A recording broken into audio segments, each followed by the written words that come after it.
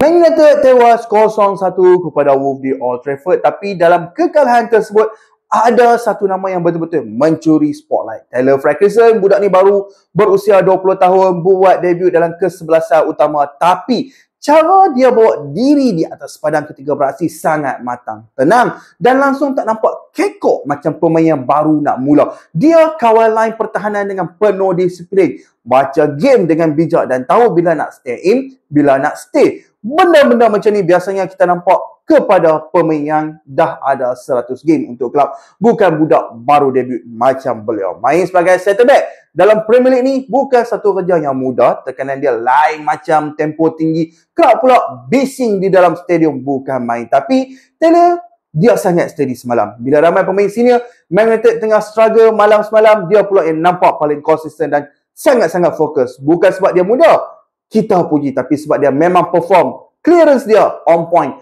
positioning dia pun cantik dan dia tak buat kerja lebih-lebih sebagai seorang pertahanan. Dia tahu limit dia dan dia main ikut keperluan. Dengan situasi pertahanan United sekarang, Martinez injured, di line pun tak tentu, Maguire pula turun dan naik. Taylor Fredrickson nampak macam bukan sekadar pelapis, dia ada potensi besar untuk jadi option sebenar. Kalau Ruben Amorim pandai urus development budak ni, bagi game time dan jaga progres dia, betul-betul tak mustahil kita tengah tengok permulaan kepada seorang leader baru di benteng United.